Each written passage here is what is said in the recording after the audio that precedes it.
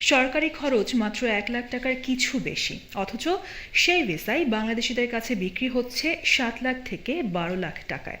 কুয়েতগামী শ্রমবাজারকে ঘিরে সক্রিয় ভয়ঙ্কর দালাল সিন্ডিকেট। স্বপ্ন নিয়ে বিদেশে যাওয়া অনেক প্রবাসী ঋণের বোঝা নিয়েই পড়ছেন চরম ঝুঁকিতে। তবে অনিয়ম রোধ এবং ভিসা যাচাইয়ের ক্ষেত্রে কঠোর অবস্থানে রয়েছে বাংলাদেশ দূতাবাস।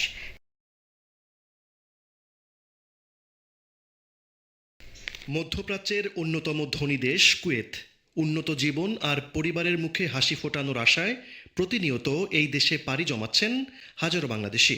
কিন্তু সেই স্বপ্নযাত্রার পথেই সক্রিয় একটি শক্তিশালী দালাল সিন্ডিকেট। সরকারি নিয়ম অনুযায়ী কুয়েতের ১৮ নম্বর কর্ম ভিসার নির্ধারিত খরচ ১,৬,৭৮০ টাকা, অথচ একাধিক হাত বদল আর দালালদের দৌরাত্ম্যে একই ভিসার জন্য একজন বাংলাদেশি শ্রমিককে গুনতে হচ্ছে ৭ লাখ থেকে ১২ লাখ টাকা পর্যন্ত।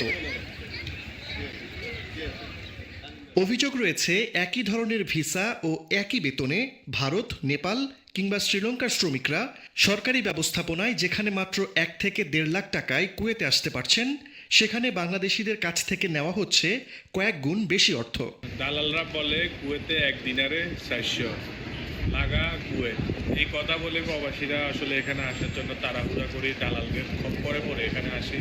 তারা অনেক কষ্টে দিন যাপন করছে।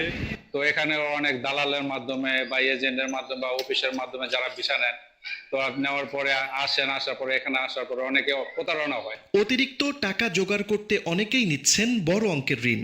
পরে কুয়েতে এসে সেই ঋণের চাপ সামলাতে গিয়ে কেউ কেউ জড়িয়ে পড়ছেন অবৈধ কাজ কিংবা স্থানীয় আইন লঙ্ঘনের মতো ঝুঁকিপূর্ণ কর্মকাণ্ডে।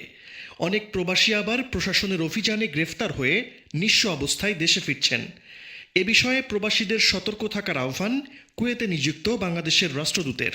বছরে ১১ মাস কাজ করবেন, ১ মাস পুরো বেতনে তার ছুটি যাওয়ার কথা, এবং এই সব তথ্য লিপিবদ্ধ হয়ে তার একটা কাজের কন্ট্রাক্ট তার পাওয়ার কথা।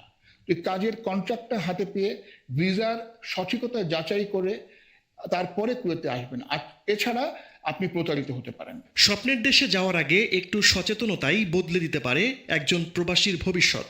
দালালের প্রলোভনে নয়, সরকারি নিয়ম মেনে নিরাপদ অভিবাসন নিশ্চিত করার আহ্বান সংশ্লিষ্টদের।